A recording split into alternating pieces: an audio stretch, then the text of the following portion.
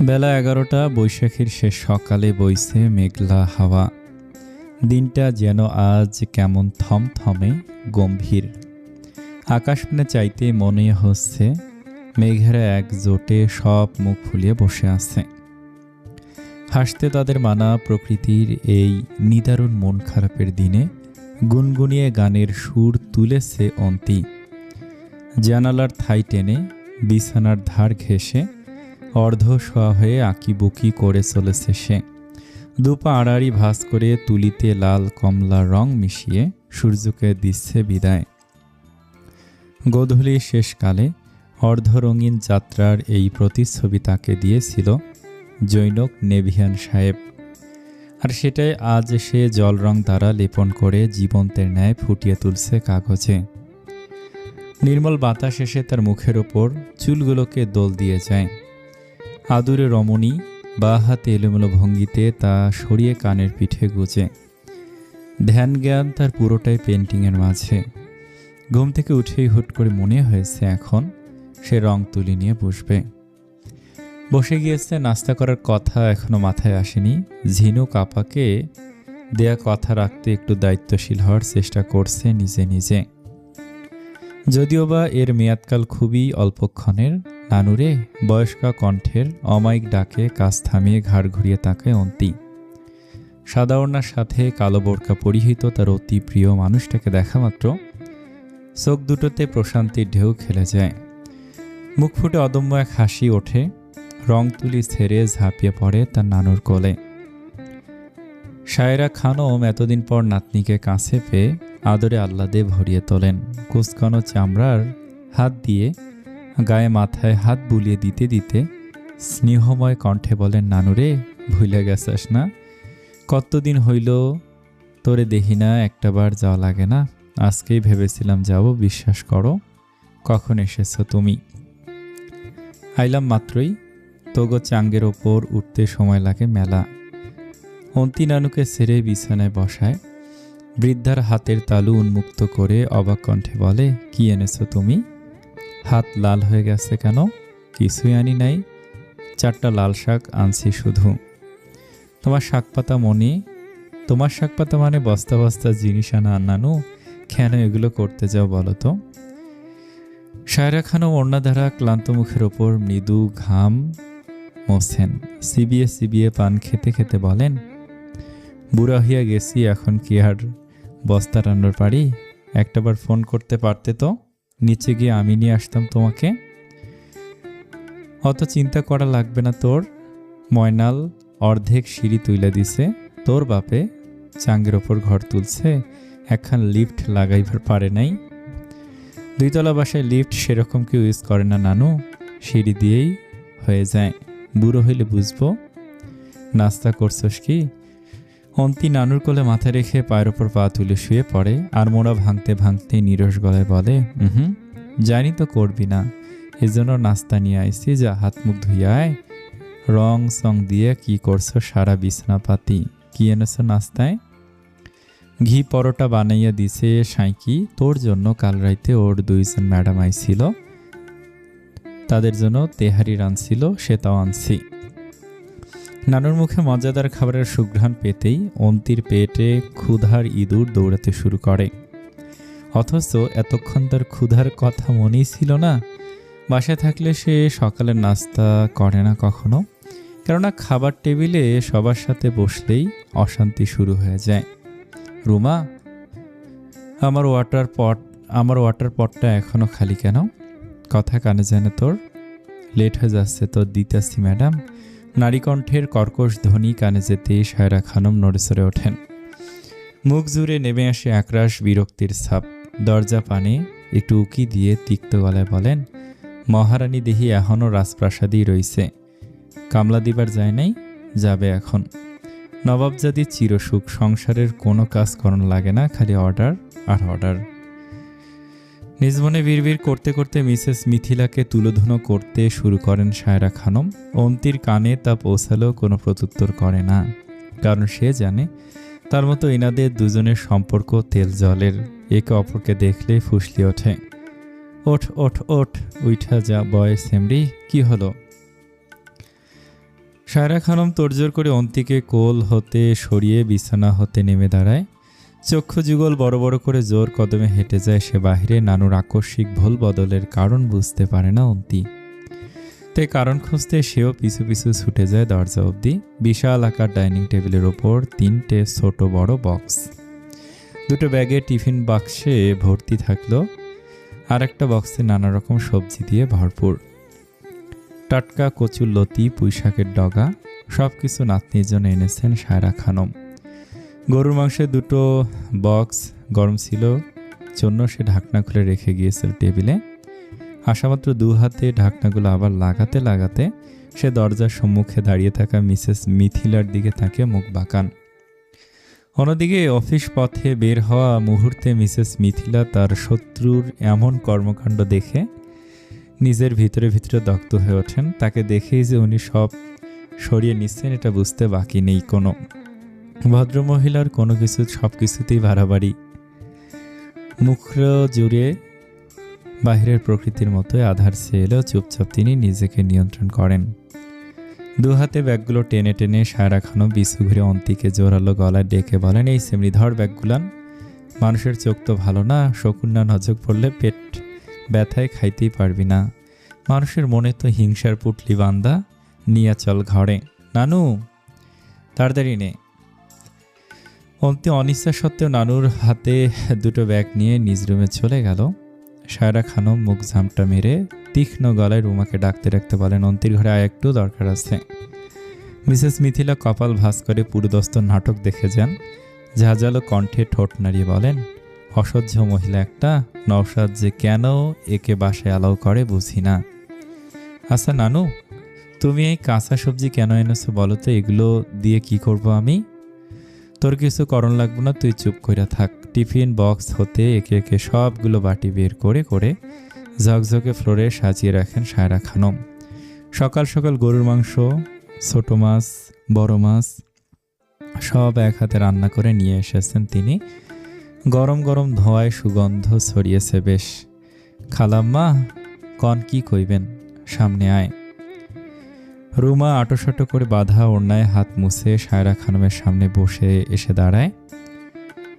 ফ্লোরে সাজানো বাটিগুলোর দিকে তাকানো মাত্র বলে ওঠে, খালাম্মা বিশ্বাস করেন 2টা ফ্রিজের একটাতেও জায়গা নেই, এত বাটি রাখনের জায়গা কইরা নিবি? কোন থেকে করবো? সায়রা খানম ভস্য চোখে তাকায় রুমার দিকে, প্রীতৃষ্ণ গলায় বলেন, আমার নাতনির সবগুলান বাটি আগে রাখবি, তারপরে মানুষের তো।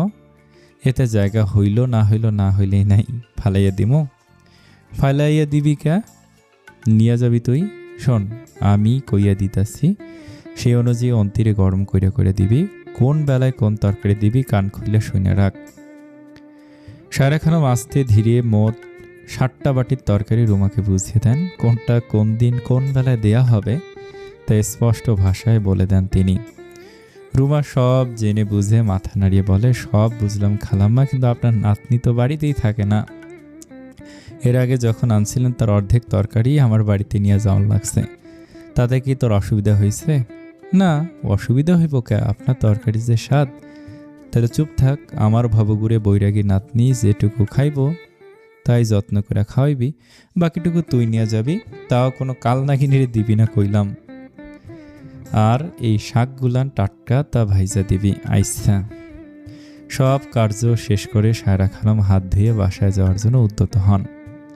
সাইকি কলেজে গিয়েছে সকালে, ফাঁকা বাসা, 2জন ভাড়াটিয়াও গ্রামে গিয়েছে, তাই ফেরার তোড়জোড় অন্যান্য দিনের বেলায় একটু বেশি আজকে। এখনই চলে যাবি তুমি নানু? বাড়ি আলগা, আবার ব্যাংকে যাওয়া লাগবে একটু। ব্যাংকে কেন যাবে? পেনশন তুলবার। তুই তাড়াতাড়ি নাস্তা করে নে, দুপুর হয়ে গেল, আর একটু থাকো। সায়রা খানম অন্তির মুখের ওপর লেপটে থাকা চুলগুলো সরিয়ে মাথায় চুমু দেন আলতো করে, কোমল গলায় বলেন, আবার আসমুনে নানা, তুই যাইস। অন্তি আর কোনো প্রত্যুত্তর করে না। দরজা অবধি নানুকে বিদায় দিয়ে সরাসরি ডাইনিংয়ে চলে আসে। পেটের ক্ষুধা মেটাতে সে মজাদার ঘি পরোটা চিনি দিয়ে খেতে খেতে ফোন স্ক্রল করতে শুরু করে। তেহারি কি এখন গরম করে দিমো আপা? শোনো। রুমা কিচেনে ঢোকার মুহূর্তে অন্তির ডাক শুনে ফিরে আসে। ফোন হতে দৃষ্টি তুলে অন্তি ধীর গলায় বলে, নানু মিষ্টি কুমড়া দিয়ে যে শুটকি রান্না করেছে ওটা আলাদা করে তুলে রেখো। অন্য একটা বলে, ক্যা? খালা আম্মা তো কইল অন্তির দৃষ্টি নামিয়ে নেয়। ফোনের দিকে এক দৃষ্টিতে তাকিয়ে থেকে স্বাভাবিক গলায় বলে বাবা পছন্দ করেন। রুমা পাল্টা প্রশ্ন করতে গিয়ে থেমে যায়। খালাম্মা কাউকে দিতে যে বারণ করেছে সেটা আর পুনরাবৃত্তি করে না, চুপচাপ মাথা নাড়িয়ে চলে যায় সে। এই ছন্নমতি মেয়েকে সে বুঝতে পারে না কখন কি বলে, কি চায়, কি তার মনের মধ্যে চলে তা ভীষণ দুর্ভেদ্য, তাকে পড়া সহজ নয়। দুপুর পেরিয়ে বেলা তখন 3টা কি 4টা, ভেজা চুলগুলো হতে টপ টপ করে ঝরছে পানি। পরনের টি শার্টটা পিছন পিঠ ভিজিয়ে তুলেছে প্রায়। ঠোঁটমুখ চোখা করে অন্তি আবারও ব্যস্ত পেন্টিংয়ের মাঝে। তীক্ষ্ণ দৃষ্টিতে তাকিয়ে ভাবছে ফিনিশিংটা নিয়ে আর একটু হলেই কমপ্লিট হয়ে যাবে। সকাল থেকে মন খারাপ করে থাকা মেঘগুলো হতে গুড়ি গুড়ি বৃষ্টি পড়া শুরু হয়েছে মাত্র। ঠান্ডা হাওয়ায় জানালার পর্দাগুলো এলোমেলোভাবে ওরা শুরু করতে অন্তির দৃষ্টি সরে আসে। মুখ তুলে জানালা ভেদ করে সে সীমাহীন আকাশের পানে চায়। এক দৃষ্টিতে তাকিয়ে থাকে কিয়ৎক্ষণ নির্জন এই দুপুরে কালো মেঘের দাপট দেখতে বেশ ভালো লাগে তার। রংতুলি ছেড়ে জানালা গলিয়ে হাত বাড়িয়ে দিয়ে বৃষ্টির কণাগুলো ফর্সা তালুর মাঝে বন্দি করে ফেলে টুপটাপ। মেঘের মন খারাপে অন্তির কি এভাবে ঘরে বসে থাকাটা মানায়? মোটেই না। হে ভারী অন্যায়। এক্ষুনি ছোট অন্তি এক্ষুনি। চঞ্চলা চড়ুই পাখি বলে কথা, স্থির থাকবে কিভাবে? এক ছুটে বিছানা ছেড়ে উঠে পড়ে সে। টি শার্টের ওপর একটা সেমি লং কটনের শার্ট পরতে পরতে দ্রুত বের হয়ে যায় রুম হতে। অনাদরে পড়ে থাকে তার রং তুলি, অথচ আরেকটু হলেই পেন্টিংটা শেষ হয়ে যেত। এখন এটা শেষ করতে করতে তার আরও সপ্তাহখানিক লেগে যাবে। এতে যে ঝিনুক আপুর অপেক্ষার প্রহর এপ্রিল কাটিয়ে মেতে চলে যাবে এতে কোনো সন্দেহ নেই। বিকেল নামবে রব। আকাশ জুড়ে ঘন ঘটা বৃষ্টির আমেজ না থাকলেও রূপালী বিষণ্ণতা ছেয়ে গেছে চারপাশ। শুরু হয়েছে ইলশেগুড়ি বৃষ্টি। উপরি পানে তাকালেই মনে হচ্ছে মিহি জলের গুঁড়ো চালনি দিয়ে চেলে দেয়া হচ্ছে। বাতাসে মাটির সোঁদা গন্ধের সাথে মিশেছে বৃষ্টির শীতল স্পর্শ। হাঁটতে হাঁটতে অন্তি লোকালয়ে ছাড়িয়ে এক নির্জন প্রান্তে এসে থামে। সামনে দিয়ে বয়ে চলেছে একটি শীর্ণকায় নাম না জানা নদী। বর্ষা আসেনি বলে নদীতে স্রোত নেই, আছে শুধু তীর তীর করে বয়ে চলছে স্বচ্ছ জলধারা। নদীর ওপারে এক বিস্তীর্ণ শনবন, বৈশাখের নতুন জলে ধুয়ে শন গাছের দীর্ঘ চিরল সবুজ পাতাগুলো যেন সতেজ হয়ে উঠেছে। অন্তি নদীর পাড়ের ভিজে ওঠা নরম ঘাসে বসে পড়ে। পরনের জামাটা বৃষ্টির ছোটে ছোটে ভিজে একাকার, চুলগুলো হতে ছুঁয়ে ছুঁয়ে পানি পড়ছে গড়িয়ে। কিন্তু রমণীর সেদিকে কোনো ভ্রুক্ষেপ নেই, প্রাণপণে ব্যস্ত সেই অমোঘ সৌন্দর্য গলদকরণ করতে। দুই হাত দুদিকে প্রসারিত করে চোখ বন্ধ করে উপরি পানে তাকিয়ে ঠোঁটের কোণে ফুটিয়ে তোলে এক চিলতে বিশুদ্ধ হাসি। হাতের তালুতে বাহুতে শুভ্র মুখটাতে আছড়ে পড়ে বৃষ্টির শীতল কণা। এক অদ্ভুত শিহরণ বয়ে যায় শরীর জুড়ে। অন্তি, উই আর সো সুইট। মেঘলা দিনে তুমি সূর্যমুখী হয়ে ফোটো, রোদ্দুরে তুমি ছায়া হয়ে ঘুরঘুর করো। তোমাকে দেখে আমার হিংসে হয়। তুমি নিজেকে এতটা কিভাবে ভালোবাসতে পারো?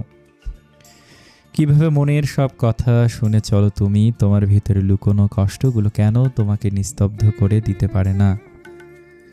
কেন দুচোখ বেয়ে অশ্রু ঝরে না? কখনো দেখি আকাশের বুকে সাদা পেঁচো তুলো মেঘ হয়ে তুমি ভাসছ, তো কখনো দেখি মেঘ বরণে নিজেকে নিমজ্জিত করে দিচ্ছ। স্নিগ্ধ বিকেলে তো নরম চুলের ঘ্রাণ ঘাসের ডগায় পাওয়া যায়। তুমি দূরপাল্লার নৌকা হয়ে অসম পথ পাড়ি দাও। একটু তো ক্লান্ত হয়ে নিজেকে থামাও। আবার কত? অন্তি শব্দ করে হেসে ওঠে। ওষ্ঠের ওপর ঠান্ডা ভারী কণা শুষে নিয়ে ধীর গলায় বলে, জীবন যে খুব সংক্ষিপ্ত। নিজেকে থামিয়ে ফেলা মানে অতল গহ্বরে ডুবে যাওয়া। দুঃখ, কষ্ট, হাসি, কান্না রোলার কোস্টারের মতো শুধু ঘুরতেই থাকবে। তাই বলে আমি কেন আমাকে কষ্ট দিব? এই পৃথিবীতে কিছু পাওয়া না পাওয়ার হিসেব আমি করি না, কারণ হিসেব করলেই তার মূলধন জোগাতে হয়। আমি বাপু বেকার মানুষ, চলি বাপের টাকায়। হাজার না পাওয়ার ভিড়ে নিজের পুঁজিতে যতটুকু সুখ আছে, বেঁচে থাকার স্পৃহা আছে, এই নিয়েই ছুটছি দুদিনের দুনিয়ায়। আর কিছু বুঝি না আমি। তাহলে একটা মিষ্টি সুর তোলো, দেখি তোমার যাতনা কত গভীর। অপমান করো না বৃষ্টির ঋণীঝিনি ঐশ্বরিক স্বরের কাছে। আমার গলা বড্ড বেমানান, চুপচাপ শুনে যাও তাদের ধ্বনি। নিজেকে বুঝতে অন্তি নিভৃতে বৃষ্টির টুপটাপ ছন্দ শুনতে থাকে।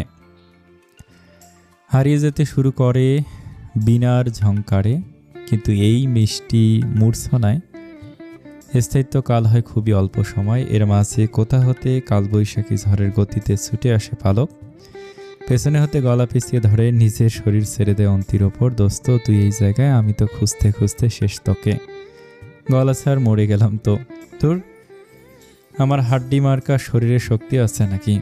অন্তি পালকের হাত গলা হতে হালকা করে ছুটিয়ে নিয়ে ঘুরে তাকায়, নির্মেত কণ্ঠে বলে, আমাদের মতো চিকনা দেশি মুরগিদের হাড্ডি শক্ত হয়। দেশি মুরগি বলছিস নিজেদের এভাবে? খারাপ কি? মুরগি বললে কি অন্যায় হবে?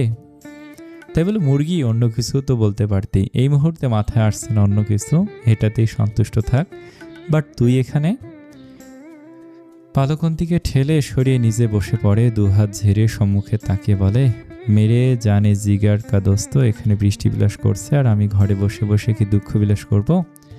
আমি জানতাম বৃষ্টি যেহেতু নেমেছে, সুবহানা মেহবুব অন্তিও পথে বেরিয়েছে, তাই উড়তে উড়তে চলে এলাম। চলো একটু ডানা মেলে উড়ো উড়ি তাহলে। আমার পাখা জোড়া ক্লান্ত, একটু দম নিতে দাও।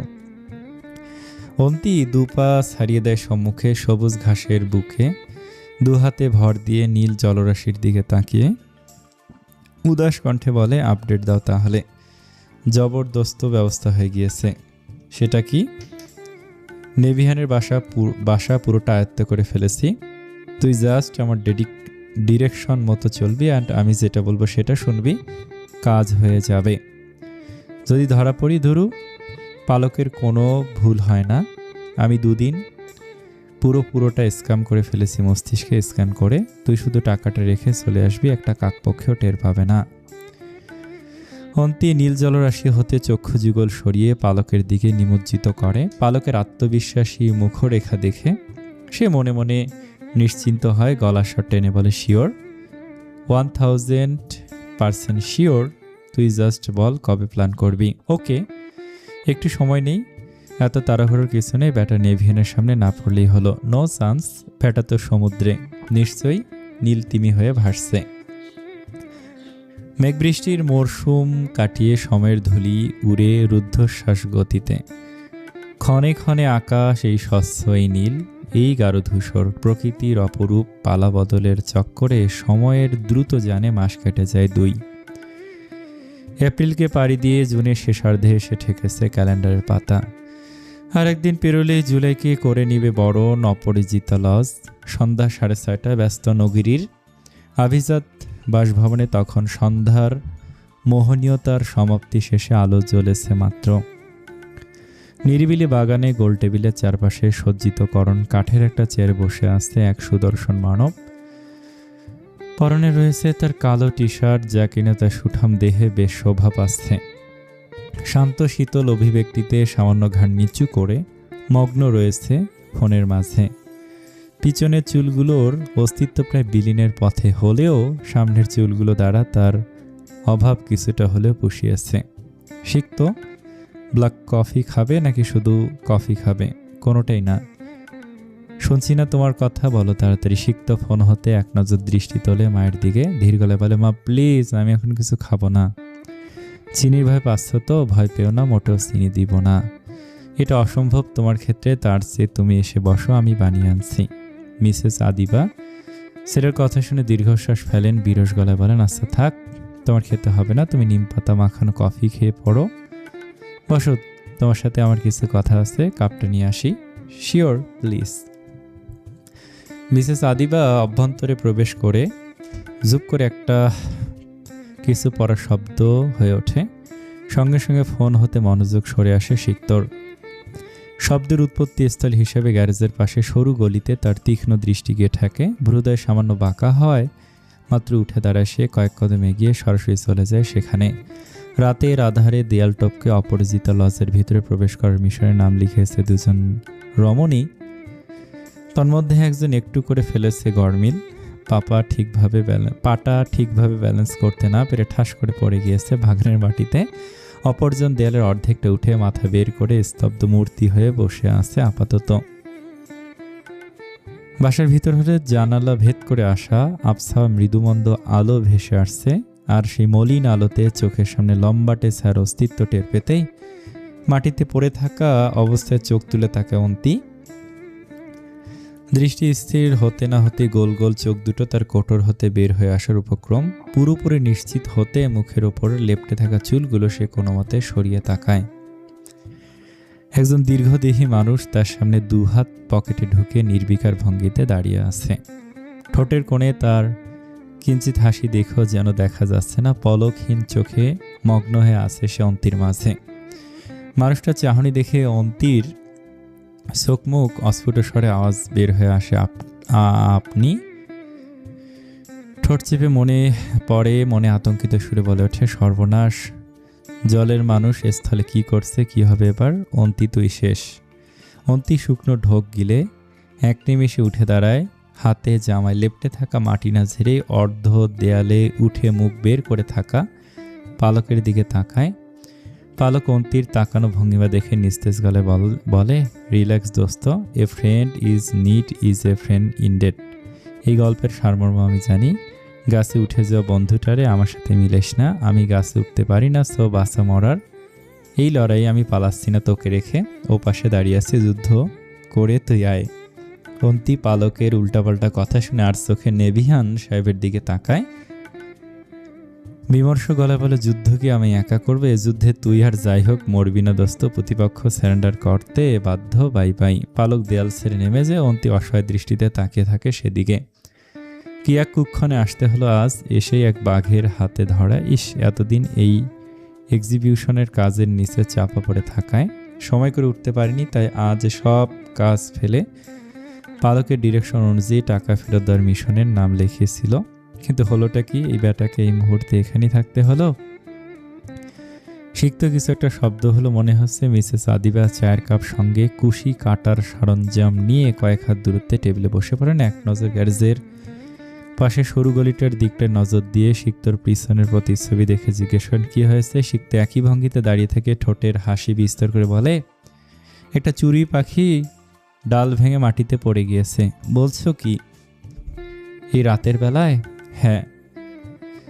অন্তি নড়েচড়ে ওঠে। লম্বা দেহি অবয়বের পিছনে অদূরে তার পরিচিত নারী মুখের একাংশ চোখে পড়ে।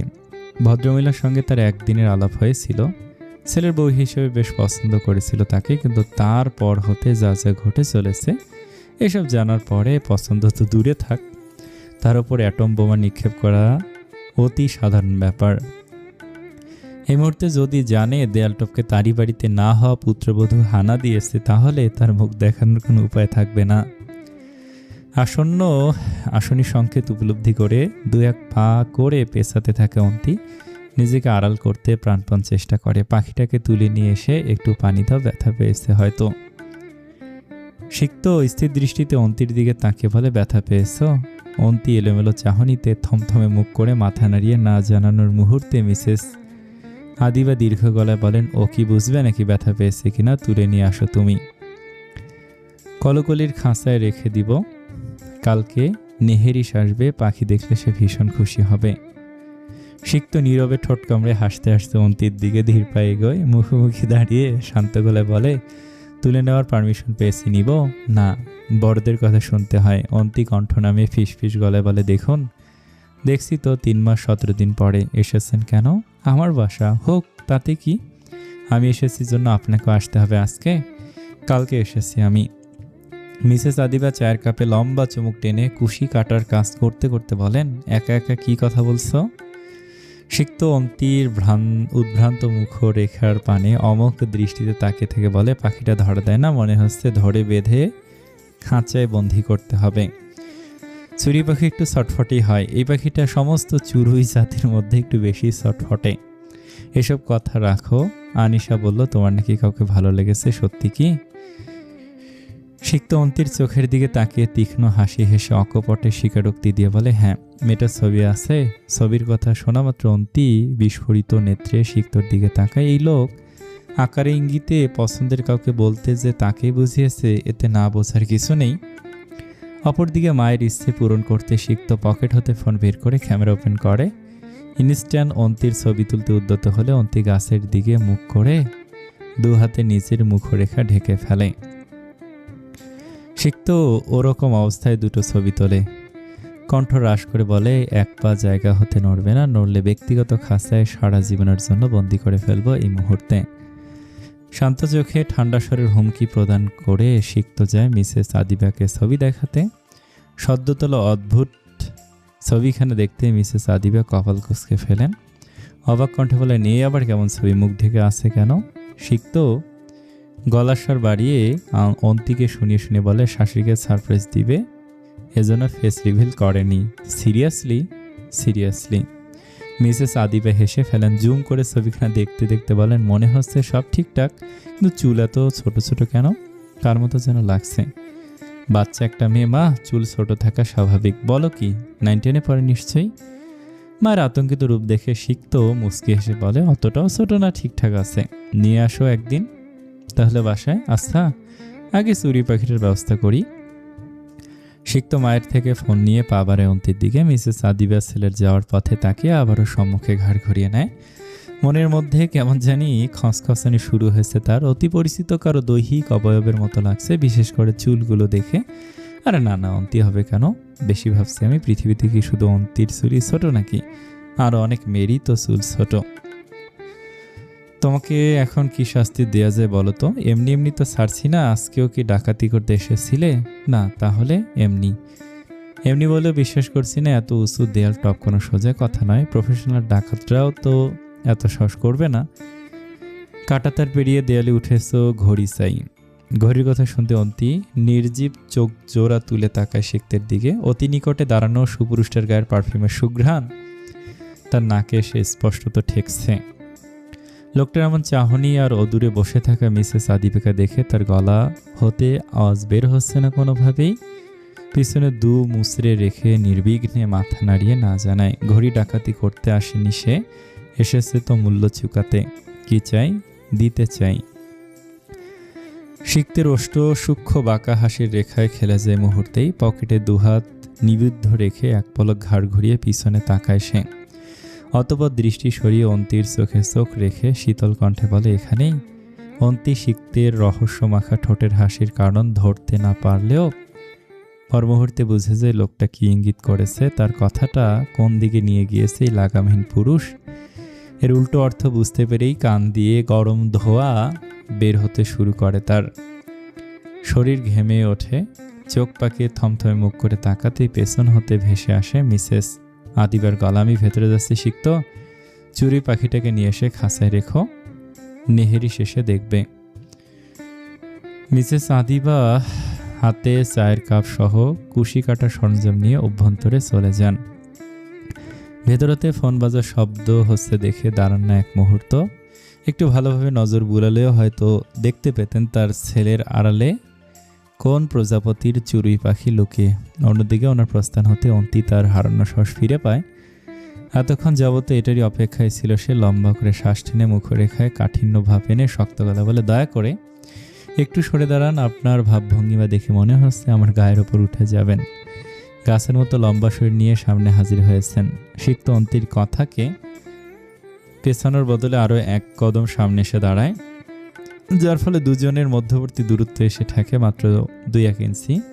ঘাড় নিচু করে শান্ত গলায় বলে, আমি ঠিক মতো কানে শুনতে পাই না, মাত্র কি বললে সেটা ভালোভাবে শুনতে পাইনি, আবার বলো। আর একটু কাছে আসবো? লোকটার ঘাড়তারা মনোভাব দেখে অন্তি চোয়াল শক্ত করে। এই মুহূর্তে মনে হচ্ছে হাত পা ছোড়াছুড়ি করে কয়েক ঘা বসিয়ে দিতে, কিন্তু পারছে না একটাই কারণে। লোকটা তার দৈহিক অবয়বের দ্বিগুণ, লম্বাতেও, স্বাস্থ্যেও, হাতের পেশিতেও। আর লেফটেন্যান্ট কমান্ডারের এই সুগঠিত দেহের কাছে নিতান্তই সে একটা মাছি। হাতের নিচে চাপা পড়লেই যেন নাড়ি ভুড়ি বের হয়ে যাবে। মনে মনে ভীষণ আফসোস হয় তার। আর যদি এই ব্যাটা শাওনের মতো খাটো খুঁটো হতো, হাতের নাগালে থাকতো, একেবারে ঢিসুম ঢিসুম মেরে নাক ফাটিয়ে দিত। কিন্তু হয়েছে তো একদম বিপরীত। মনের ইচ্ছে মনে পুষে রেখে দাঁতে দাঁত পিষে বলে, আমি ডাকাতিও করতে আসিনি, চুরি করতেও আসিনি, এসেছি আপনার টাকা ফেরত দিতে। সেই 5,000 টাকা আমি চেয়েছি টাকা, আপনার না চাওয়াতে কি আপনি আমার কাছ থেকে টাকা পাবেন সেটাই ক্লিয়ার করতে এসেছি। প্লিজ টাকাটা নিয়ে আমাকে ঋণমুক্ত করুন। আমার কাছে ঋণী হয়ে থাকলে কোনো সমস্যাই হবে না তোমার। আপনার টাকাটা নিতে সমস্যা কি? সিক্ত রাগিনীর তেজস্বী কণ্ঠের পৃষ্ঠে সরু চোখ করে মৃদু কণ্ঠে বলে, অনেক সমস্যা, কিছুদিন যাক বুঝতে পারবেন। দেখুন, আমি কিন্তু অত ভালো মানুষ নয় যে টাকাটা গুছিয়ে রেখে দিব, আপনি যখন চাইবেন আবার দিয়ে দিব। আজ না নিলে কালকেই সব টাকা ভেনিশ হয়ে যাবে, আর আমি বারে বারে বাবার কাছে চাইতে পারবো না। চাইতে হবে না, টাকাটা তুমি তোমার ইচ্ছে অনুযায়ী খরচ করতে পারো। অন্তি শুকনো নজর বুলিয়ে সিক্তের হাবভাব বুঝতে চেষ্টা করে। টাকা ফেরত না নেওয়ার যথোপযুক্ত কারণ তার মস্তিষ্কে এই মুহূর্তে ধরা না দিলে গলার স্বর কমিয়ে বলে, শিওর আপনি টাকা ফেরত চান না? I really don't want to. এভাবে মুখে বললে তো হবে না, আপনি যে টাকাটা স্বইচ্ছায় ফেরত নিতে চান না এটার একটা প্রমাণ থাকতে হবে। ইন ফিউচারে যদি কখনো চেয়ে বসেন তখন তো আমার কাছে নাও থাকতে পারে।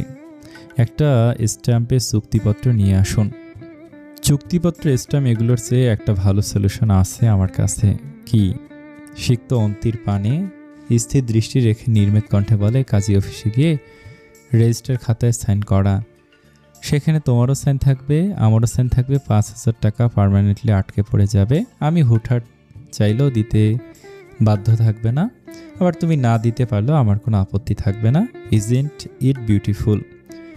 অদ্ভুত সলিউশনে অন্তি মেজাজ গরম হয়ে ওঠে। এক লহমায় রুক্ষ কণ্ঠ ভেদ করে বলে, no, that is a very bad solution. আপনার টাকা আপনার ফেরত নিতে হবে না, আমি চললাম। অন্তি সিক্তকে উপেক্ষা করে পা বাড়ায় চলে যেতে, কিন্তু সামনে বাঁধানো পুরুষটা তার যাওয়ার পথে বাধা হানে।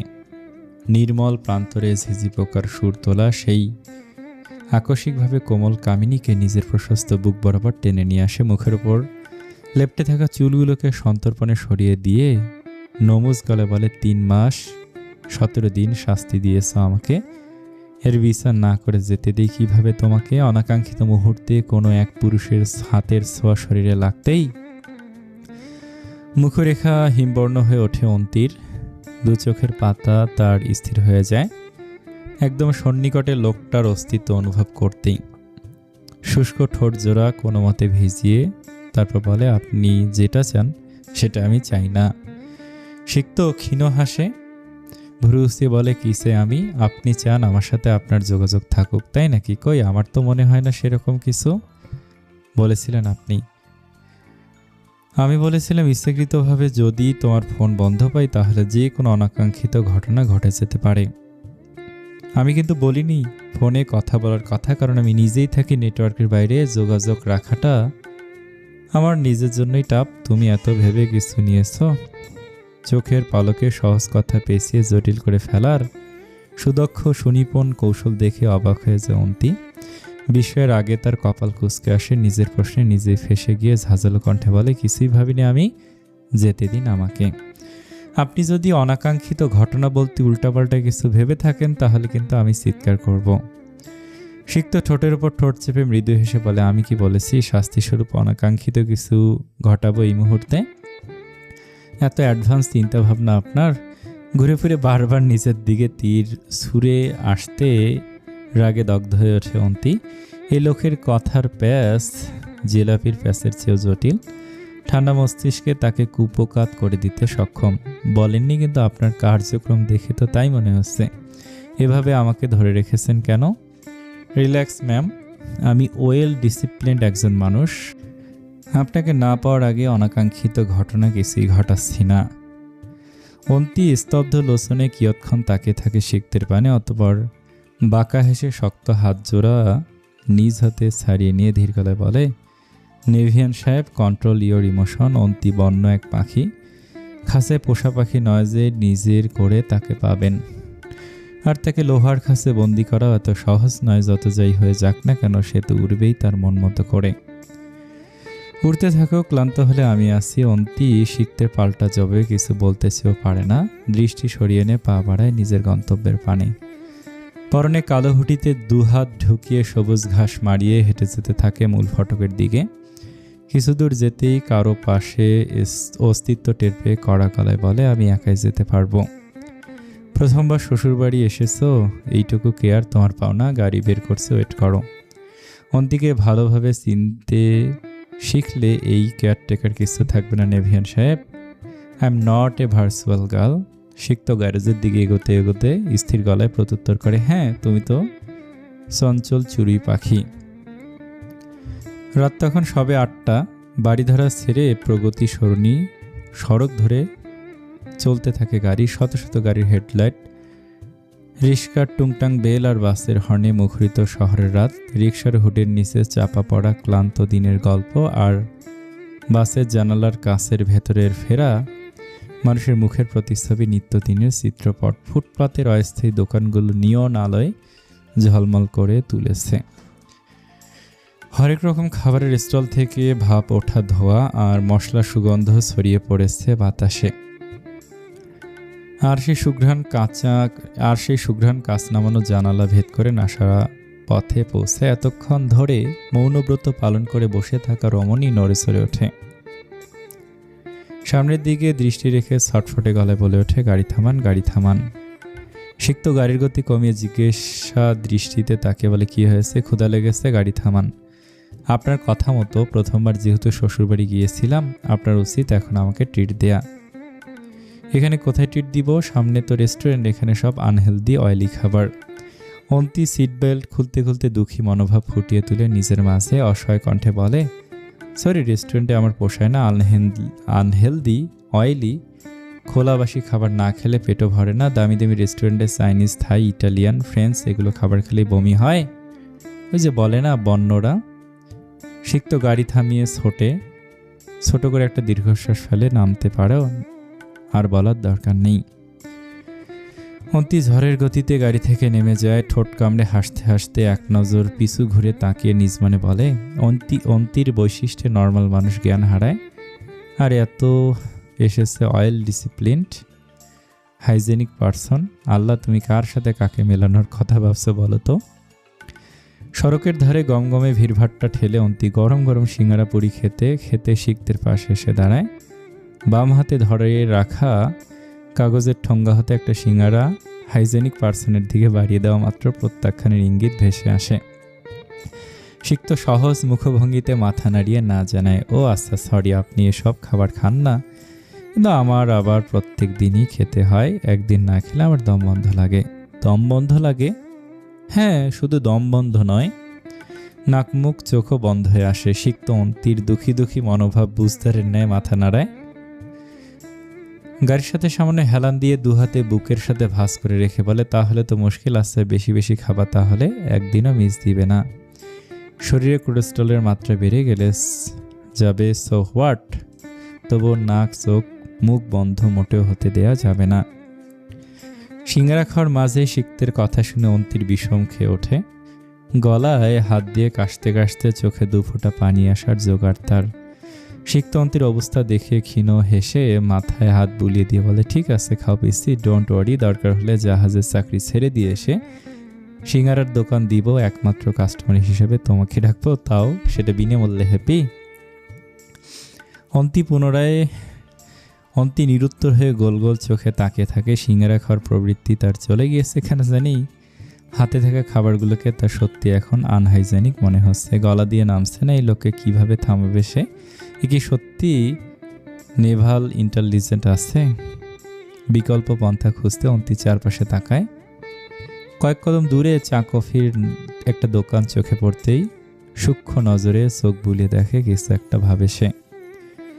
অথবা ঠোঁটের কিনারায় ফোটে তার লুকোনো হাসি। দ্রুত হেঁটে চলে যায় সেখানে। সিক্ত চঞ্চলা চুরইয়ের হার না মানা মনোভাব দেখে স্থির হাসে।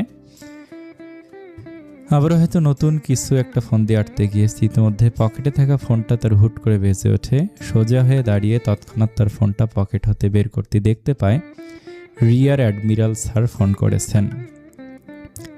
এই সময় হঠাৎ স্যারের কল দেখে কিছুটা ভুরু কুঁচকে আসলো।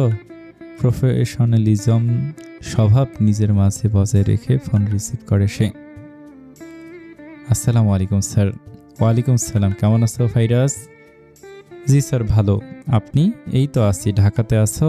জি। এই লম্বা ছুটিতে দেশের বাইরে কোথাও যাওয়ার ইচ্ছে আছে বা সামনে ঢাকার বাইরে কোথাও কি যাচ্ছ?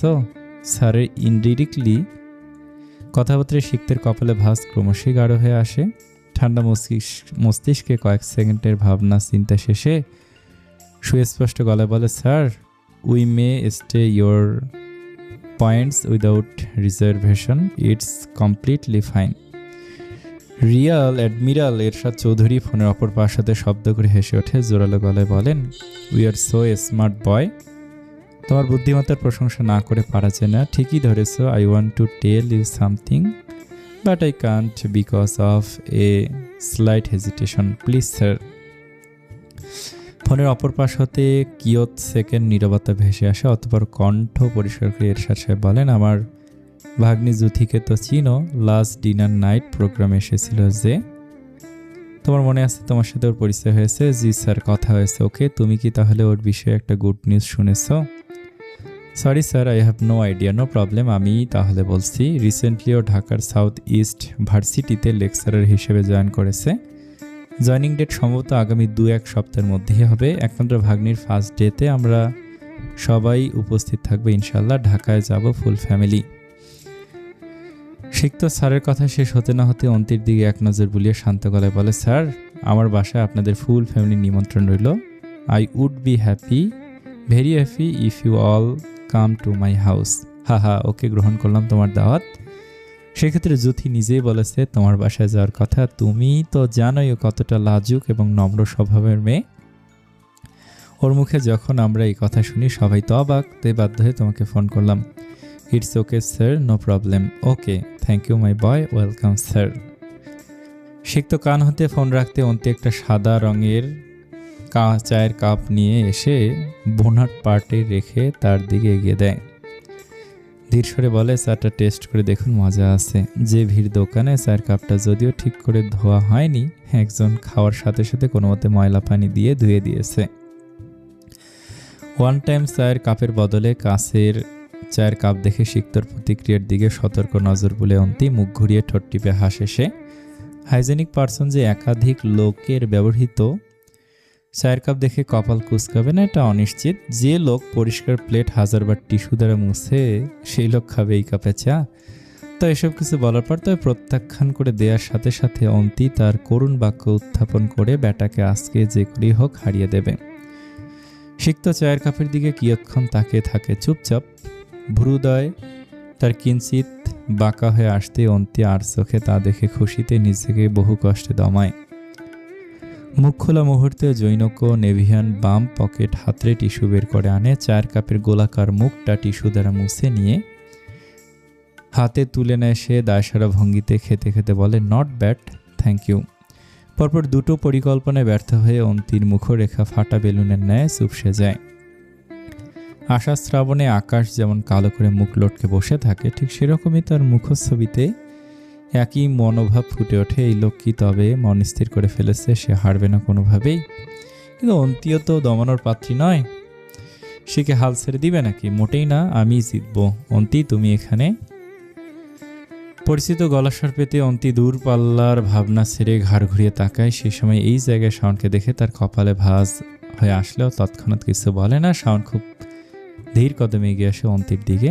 সিক্তের দিকে এক নজর বুলিয়ে বিস্ময় কণ্ঠে শুধায়, অন্তি, উনিকে কেন?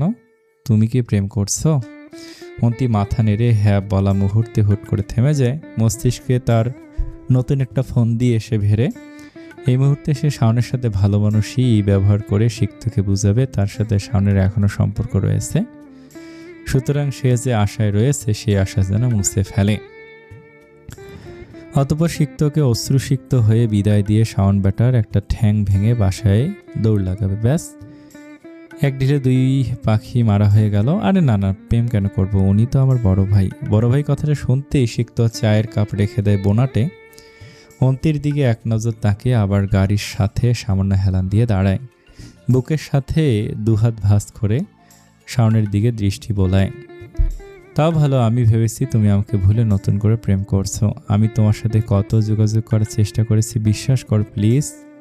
আমাকে তুমি ভুল বুঝো না, আমি সত্যি তোমাকে ভালোবাসি।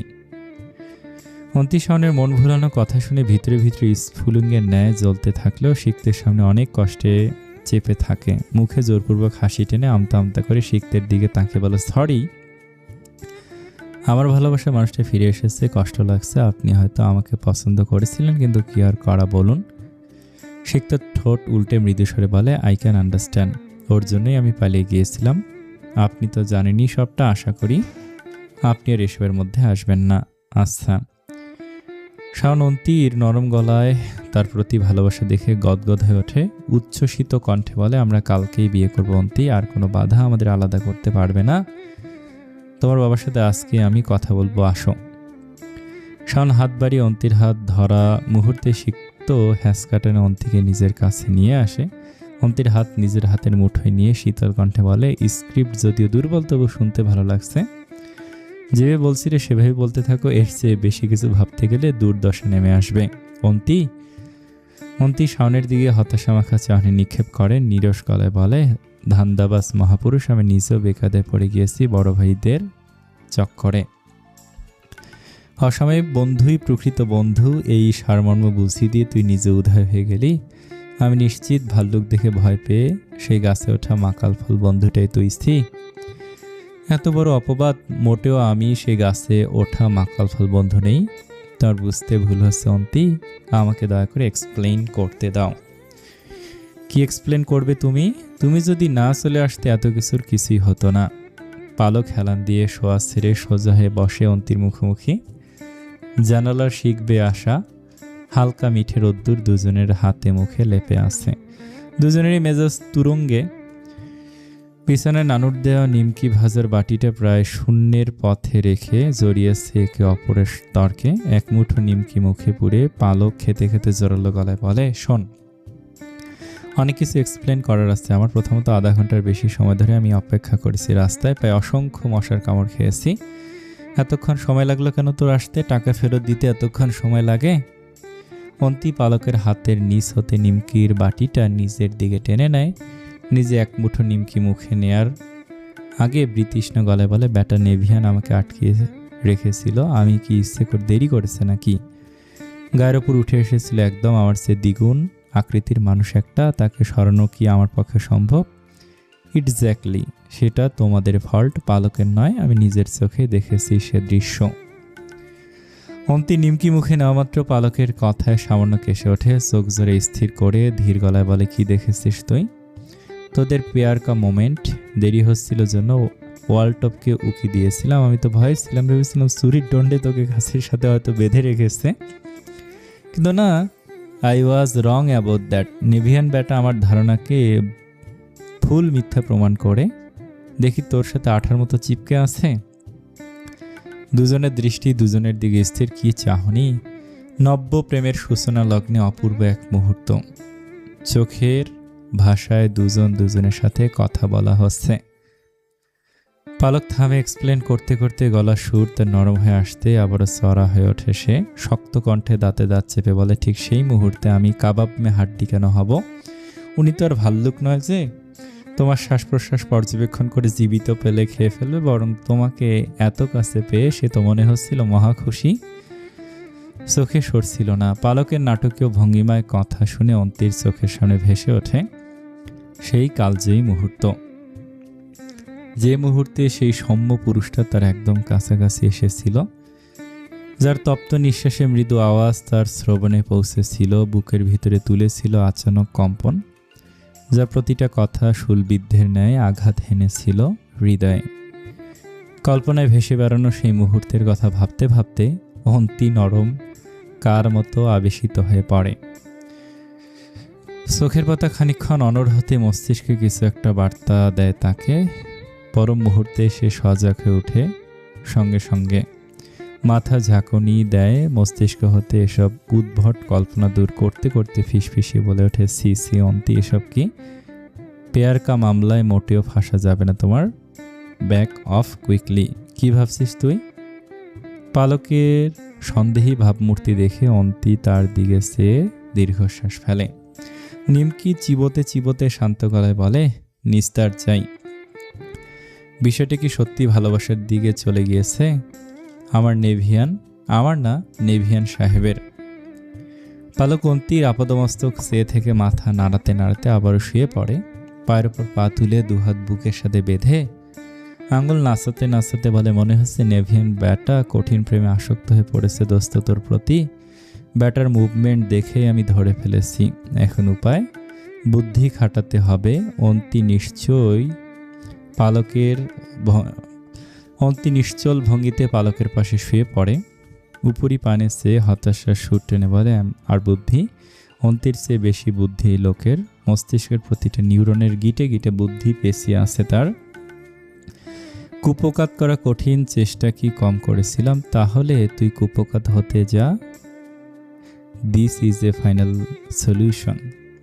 অন্তি পাশ ফিরে তাকায় পালকের মুখরেখার দিকে, কিয়ৎক্ষণ এক দৃষ্টিতে তাকিয়ে থেকে বলে, মোটেও আমি কুপোকাত হচ্ছি না। দেখি ব্যাটার কত দম। বাট দোস্ত, খারাপ কি? অনেক কিছু বুঝবি না তুই, তবে তাকে তো কিছু একটাতে আমি হারাবই। কি করবি তুই? অন্তি ঠোঁটের কোণে সূক্ষ্ম হাসির রেশ টেনে বলে, একটু কিছু মিছু। যা বুঝতে পারছি, এসব কিছু মিছুর চক্করে পড়েই তুমি নেভিয়ান সাহেবের প্রেমের জলে ভাসবে মেয়ে। ও ব্যাটা তোমাকে হারিয়ে দিয়েই ভালোবাসা জয় করে ফেলবে। অন্তি প্রত্যুত্তর দেওয়ার আগেই পাশের ঘর হতে সায়রা খানমের গলার স্বর ভেসে আসে। জানালার ধারে জলচৌকির ওপর বসে তিনি নকশি কাঁথা সেলাই করতে ব্যস্ত। সুই সুতোর কারসাজির মাঝে জোরালো গলায় বলেন, লোহার ট্যাঙ্কটা একটু খোলতো নানু। কোথায় তোমার ট্রাঙ্ক? চক্ষে কম দেহস নাকি? বিছানা ছাইরা নাইমা দক্ষিণ দুয়ারে যা। অন্তি শোয়া ছেড়ে উঠতে উঠতেই ঘরের আশেপাশে তাকায়, কপাল ভাঁজ রেখে বলে, দক্ষিণ দুয়ার আবার কোন দিকে? সায়রা খানমের মেজাজ গরম হয়ে ওঠে। রুক্ষ কণ্ঠে বলে, সেমরি, ডান বাম চিনস না আবার? ডান বাম চেনা একটা ব্যাপার হলো নাকি?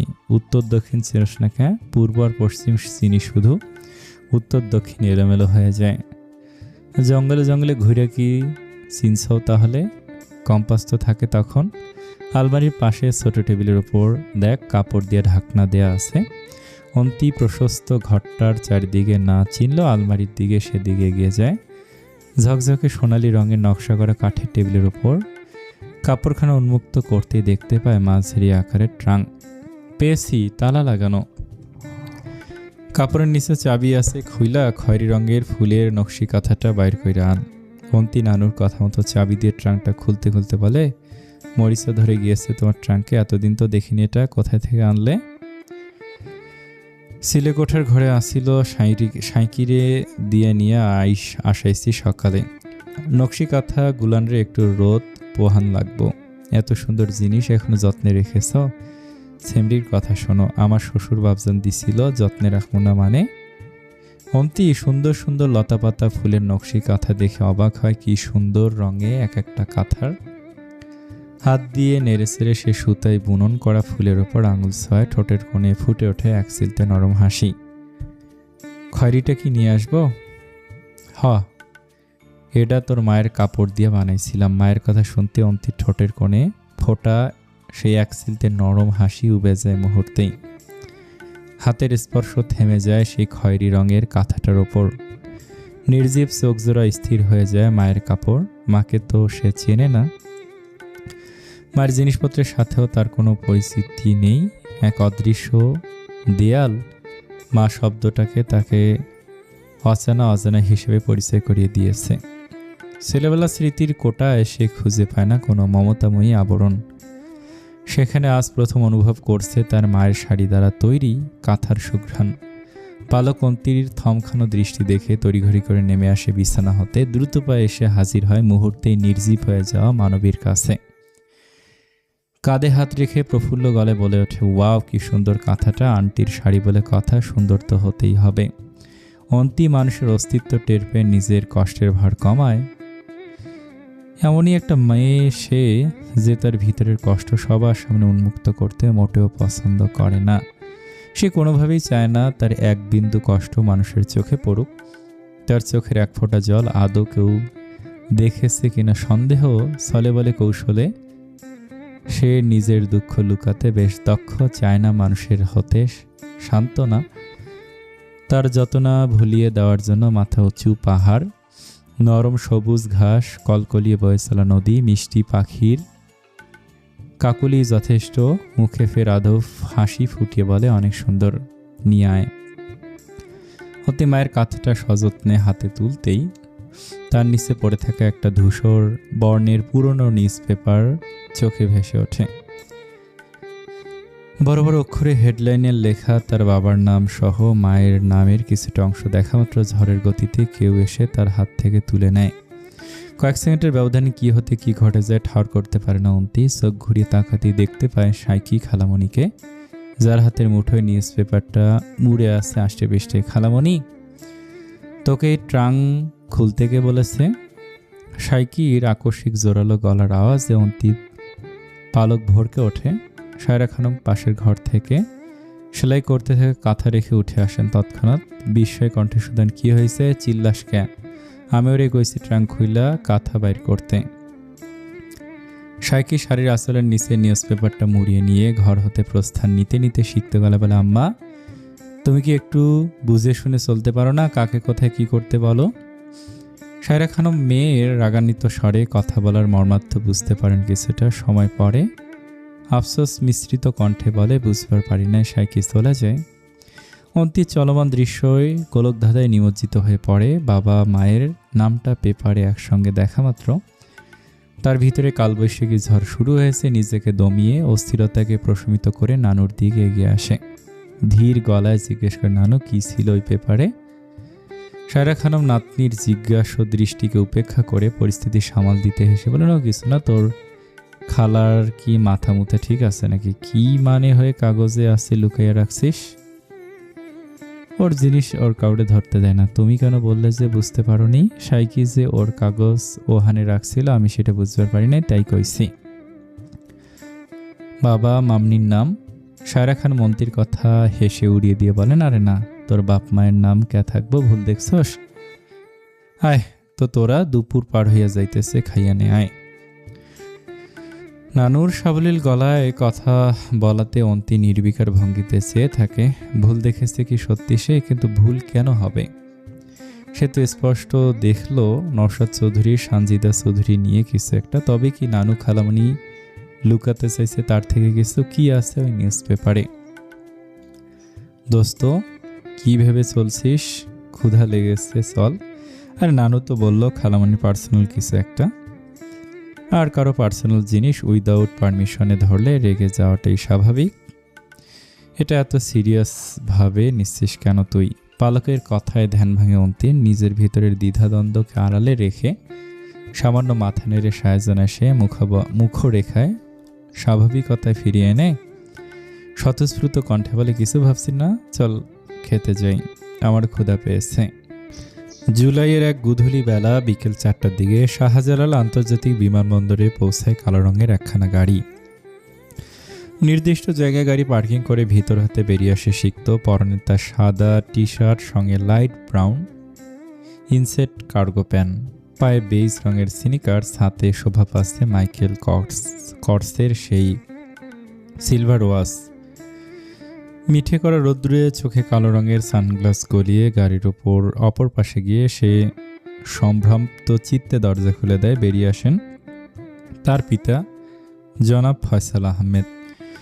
নিজস্ব বিজনেস মিটিংয়ের কাজে যাচ্ছেন তিনি চট্টগ্রামে। একই সাথে চট্টগ্রাম হতে ঢাকায় আসছেন রিয়ার অ্যাডমিরাল স্যার এবং তার পরিবার। তাদের রিসিভ করতে মূলত এয়ারপোর্টে আসা শিখদের সময় ব্যবধান কিছুটা কম বেশি হতে একই সাথে বাবাকেও ড্রপ করে দিয়েছে এই সুযোগে। ফয়সাল সাহেব গাড়ি হতে নেমে ধীর পদস্থে হাঁটা ধরেন অভ্যন্তরীণ অভিমুখে। ব্লেজারের হাতটা হালকা টেনে ঘড়িতে সময় পরখ করে নিয়ে বলেন, ওয়েটিং লঞ্চে চলো, তোমার স্যার এবং তার ফ্যামিলির সাথে সাক্ষাৎ বিনিময় করে তারপর ডিপার্চার লঞ্চে যাব। তোমার ফ্লাইট সময় আছে বেশ, এত দ্রুত ড্রাইভিং করো তুমি? মোসাদ্দেক যেখানে আধা ঘন্টা লাগায় সেখানে তুমি সেম কন্ডিশনে মাত্র 11 মিনিট লাগিয়েছ। সিক্ত নিরুত্তর ভঙ্গিতে ক্ষীণ হেসে বাবার সাথে হাঁটার তাল মেলায় ফয়সাল সাহেব ছেলের অভিব্যক্তি দেখে গম্ভীর কণ্ঠে বলেন, হাসার কিছু হয়নি, প্রশংসা করছি না আমি মোটেও। এত দ্রুত ড্রাইভিং করবে না, ইট ইজ এক্সট্রিমলি ডেঞ্জারাস, এই অভ্যাস ত্যাগ করবে। কড়া নির্দেশে শিখতে ঠোঁটের ক্ষীণ হাসি উবে যায়। বাবার নির্দেশনা চুপচাপ হজম করে নিয়ে শান্ত গলায় বলে, রাতে স্টে করবে চট্টগ্রামে, দেখা যাক। তোমার স্যার এবং তার ফ্যামিলি যেন আতিথেয়তার কোনো ত্রুটি না হয় সেদিকে লক্ষ্য রাখবে।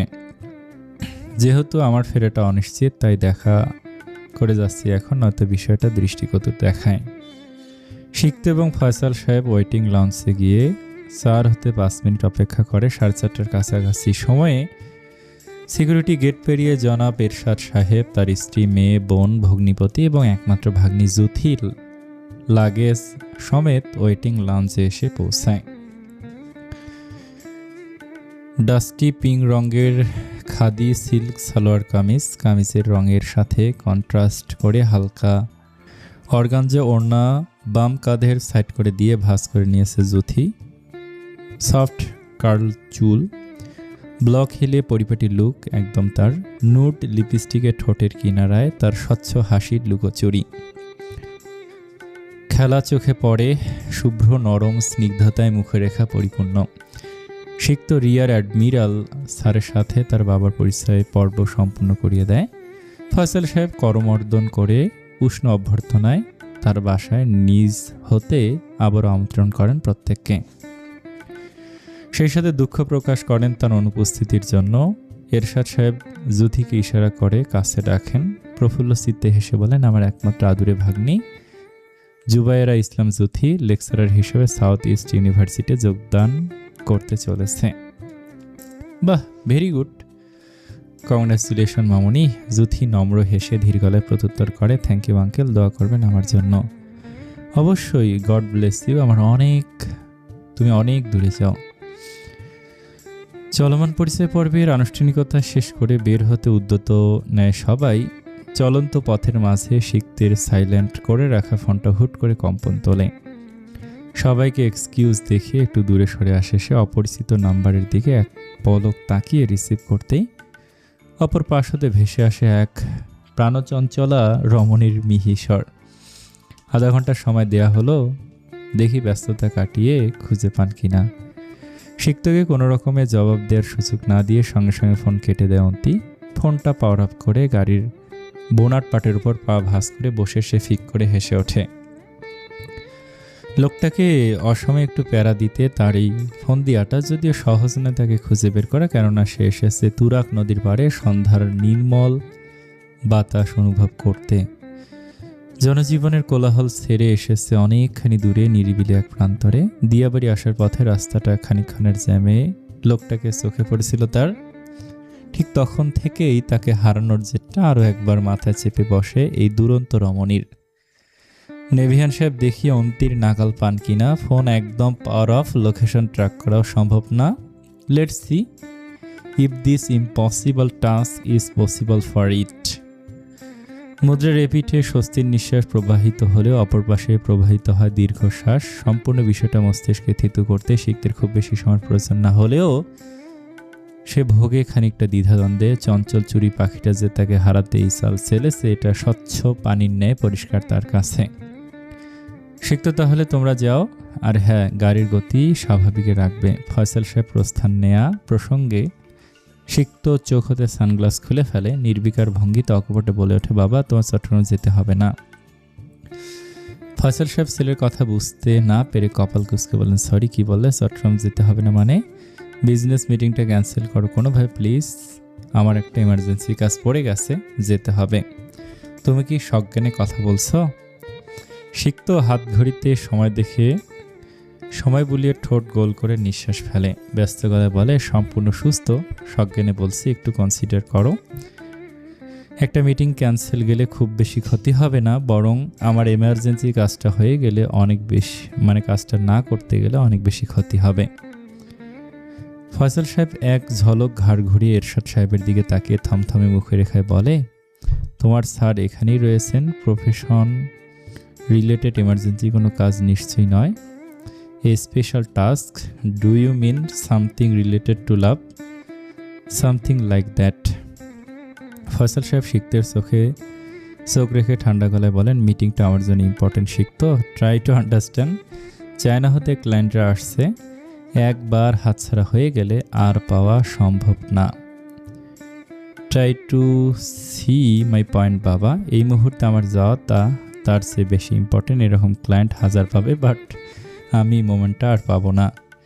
সে কি একটু বেশি প্যারা দেয় তোমাকে? শিক্ত বাবার প্রশ্ন করার ভঙ্গিমা দেখে মৃদু হেসে মাথা নেড়ে বলে, it's okay for me. Faisal সাহেব দীর্ঘশ্বাস ফেলে হাত ঘড়িতে ফ্লাইট টাইম দেখেন, অতঃপর নিরস গলে বলেন, ঠিক আছে যাও, কি আর করার। লস না হয় আমারই যাক। Thank you. তোমার মতো বিত্তবান ব্যবসায়ীদের মাঝে মাঝে লস গেলে খুব একটা ক্ষতি হয় না। ক্ষতি তো হয় আমাদের, যারা গভর্নমেন্টের আন্ডারে জব করি। এনিওয়ে স্যার এবং তার ফ্যামিলি যেন আতিথেয়তার কোনো ত্রুটি না হয় সেদিকে লক্ষ্য রাখবে। যেহেতু আমার তাড়াতাড়ি ফেরাটা অনিশ্চিত, তাই তোমার উপর বিষয়টা দিয়ে গেলাম, না তো বিষয়টা দৃষ্টিকটু দেখায়। ফয়সাল সাহেব ছেলের চতুর গলায় বলা কথা শুনে ভারী কণ্ঠে বলেন, আমার কথা আমাকেই বলছো? It's depend on the situation. আসছি। সিক্ত সানগ্লাস চোখে লাগিয়ে ছোটে তার স্যারের কাছে 1.5 মিনিট সময় হাতে রাখে তাকে কনভিন্স করার জন্য। অপরদিকে পার্কিং এরিয়ায় দাঁড়ানো জুথিকে হাত ধরে টেনে কিছুটা দূরে সরিয়ে আনে এরশাদ কন্যা রাইসা। সবেমাত্র উচ্চ মাধ্যমিকে পা পড়েছে তার। সিক্তের হতে দৃষ্টি সরিয়ে এনে লাজুক কন্যার কানে ফিসফিস করে বলে, oh no sis, his is a incredibly handsome, my heart is melting just looking at me. এই সেই তোমার নেভিয়ান তাহলে? জুথি রাইসের কথা শুনে লজ্জা পেয়ে খানিকটা আলতো হেসে ধীর গলায় বলে, my little sis, don't cross your line. এমন কিছুই না। কিছু না, আবার অনেক কিছু। যাবে নাকি তার গাড়িতে? বুঝতে পারছি না, মামার সাথে কথা বলছেন উনি। রাইসা উচ্ছ্বসিত কণ্ঠে বলে, আমি নিশ্চিত বাবা তার গাড়িতেই তোমাকে সেটেল করিয়ে দেবে। এমনটাও বলতে পারে তোমাকে নিয়ে একটু ঘুরিয়ে ফিরিয়ে আনতে। দেখা যাক, আগেই তো বেশি ভাবছি না। সিক্ত এরশাদ সাহেবকে ম্যানেজ করে তা চুরি পাখিতে আধা ঘন্টা সময়ের মাঝে 7 মিনিট হারিয়ে ছুটে যায় গাড়ির কাছে। 23 মিনিটের মধ্যে দুরন্ত পাখিটাকে খুঁজে বের করার কঠিন চ্যালেঞ্জ অ্যাকসেপ্ট করে নিয়েছে সে। দক্ষ হাতে গাড়ি স্টার্ট করে চোখের পালকে ধুলো উড়িয়ে বেরিয়ে যায় সে। পুরো মস্তিষ্ক জুড়ে যেখানে তার অন্তির বিচরণ, ঠিক সেইখানে অদূরে অপেক্ষমান রমণীর আশাহত দৃষ্টি তার চোখে পর্যন্ত পড়ে না, অনুভব তো অস্তিত্বের বাহিরে। রাঙা গোধূলি ছাপিয়ে সাজ রব নেমেছে নিখিলের প্রান্তরে। সূর্যের বিদায় লগ্ন ঘনিয়ে এলেও তির্যক রশ্মিতে প্রজ্বলিত গোটা আকাশ। পিচঢালা রাস্তার বুকে অনিয়ন্ত্রিত গতিতে ছুটে চলেছে গাড়ি। ডান হাতের কোনোই উইন্ডোতে ঠেকিয়ে বাম হাতে স্টিয়ারিং ঘোরাতে ঘোরাতে সিক্তের দু চোখ সামনের দিকে নিবদ্ধ। মুখভঙ্গিতে তার নেই কোনো ধরনের ব্যস্ততা বা অস্থিরতার ছাপ, বরং শীতল মুখরেখায় তীক্ষ্ণ দৃষ্টিতে একটু পরপর হাত ঘড়ির ঘূর্ণয়নরত কাঁটার দিকে নজর বুলিয়ে যাচ্ছে সে। অস্থিতিশীল এক রমণীর বেঁধে দেয়া সময় অনুযায়ী হাতে রয়েছে 3 মিনিট। মস্তিষ্কের সঙ্গে কঠিন ক্যালকুলেশন করে নেভিয়ান সাহেব স্বল্প সময়ে ঠিক করে নিয়েছিল মাত্র 2টো গন্তব্য।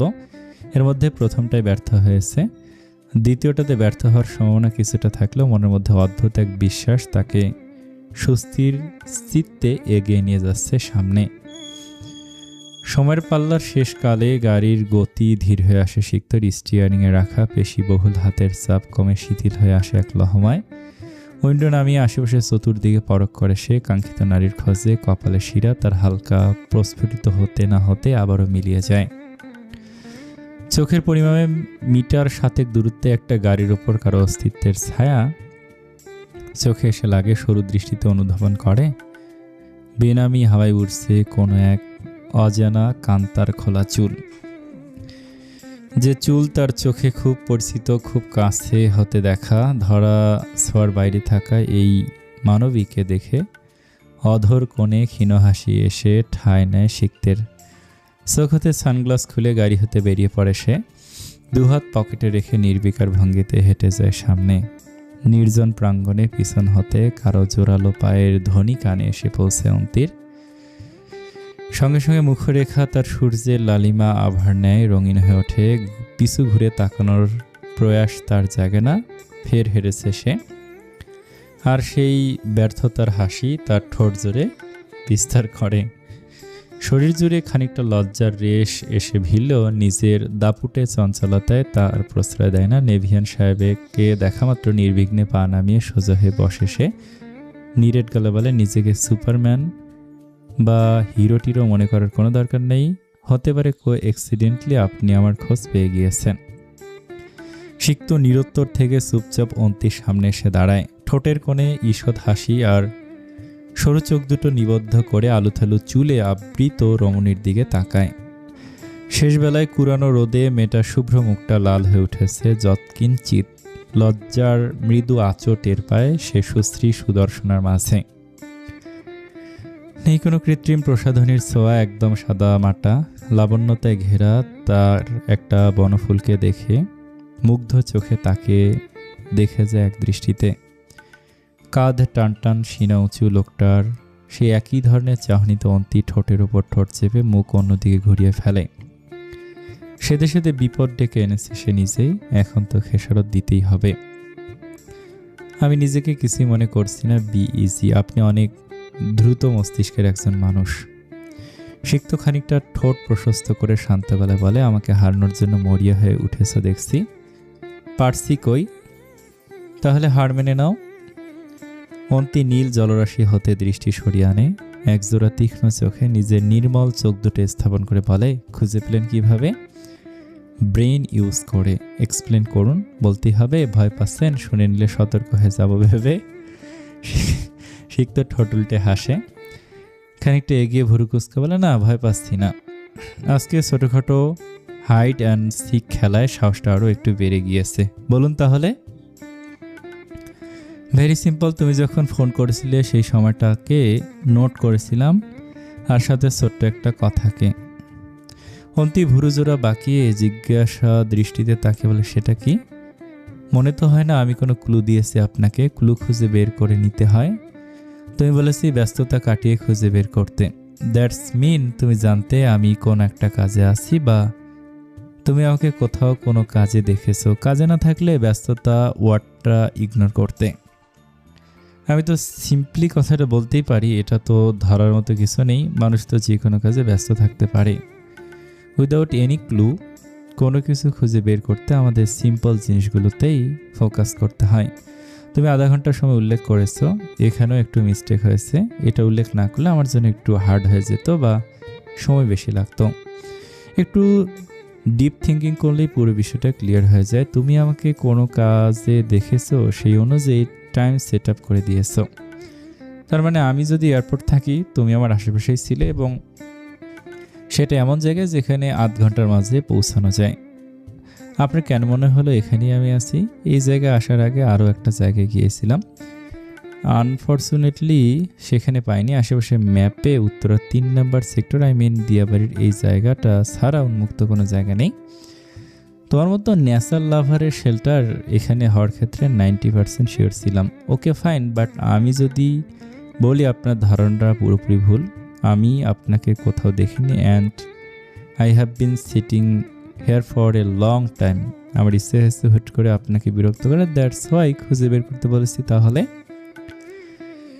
সিক্ত মৃদু হেসে মাথা নেড়ে স্থির গলায় বলে, ম্যাথ সলভ করার সময় যেমন ভেরিয়েবল ধরে করা হয়, ঠিক সেরকমই আমার কোনো কাজের ক্ষেত্রে কিছু পয়েন্ট ধরে নেই, অ্যান্ড সেই অনুযায়ী এগোতে থাকি। এক্ষেত্রে আমাদের ধারণাই বেশিরভাগ সত্যি হয়, বাট অপোনেন্ট তা স্বীকার করে না, উল্টো লজিক দেখায়। That's a point. হালকা খোঁচাতে অন্তি দ্রুত লোকটার চোখে চোখ রেখে নিজের দৃষ্টি সরিয়ে নেয়। ঠোঁট গোল করে নিঃশ্বাস ঝেড়ে সাবলীল গলে বলে, ওকে, এরপরে সাউথ আফ্রিকা গিয়ে আপনাকে বলবো খুঁজে বের করতে। আনডাউটলি তোমাকে অ্যামাজন ফরেস্টে পাওয়া যাবে। এক্সকিউজ মি, আমাকে আপনার কি অ্যানিমেল মনে হয়? বন শুধু পশু পাখির একার থাকার জন্য নয়, ফুলেদের জন্য। আই থিঙ্ক ফুল ছাড়া বন অসুন্দর। জৈনক ও সুপুরুষ হতে পাওয়া প্রশংসাসূচক বাক্যে অন্তির কোনো ভাবান্তর হয় কিনা তা বোঝা দেয়। গাড়ির বোনাট হতে নামার জন্য উদ্যত হতেই সিক্ত নিজ হতে হাত বাড়িয়ে দেয় তার দিকে। অন্তি খুব স্বাভাবিকভাবে তার হাতে হাত রেখে নেমে পড়ে। লোকটা ছোটখাটো বিষয়ে খেয়াল রাখার ধরনটা তার বেশ ভালো লাগে। মৃদু হেসে থ্যাঙ্কস জানিয়ে ধীর পায়ে নদীর ধারের দিকে এগোতে এগোতে বলে, ফুল যেহেতু বনে সুন্দর, তাহলে নভ্য নগরীতে গিয়ে কেন বন্দি করতে চাইছেন? মানুষের কোনো কিছুর প্রতি আকর্ষণ সৃষ্টি হলে সে চায় সেটা নিজের কাছে রাখতে। আপনি মোহে পিষ্ট, একটা সময় পর মোহ কেটে যাবে, তখন মনে হবে আপনি ভুল করেছেন। মোহ কেটে যাওয়ার সময়টুকু না আসা পর্যন্ত বিশ্বাস করছি না তোমার কথা। অন্তির মেজাজ গরম হয়ে ওঠে লোকটার একের পর এক পেঁচানো কথায়। যে যত চাইছে ভালোই ভালোই বোঝাতে, হে লোক তা না বুঝে উল্টো তাকে আরো ফাঁসিয়ে দিচ্ছে অকপটে। আশেপাশে লতাপাতার হাতের মুঠোয় টেনে শক্ত গলায় বলে, থ্রেট দিব? আমার কিন্তু পরিচিত লোকজন আছে, যদি বলে আপনি আমাকে ডিস্টার্ব করছেন তাহলে কিন্তু তারা আপনার ভয়াবহ অবস্থা করে দিবে, অ্যান্ড আই এম সিরিয়াস।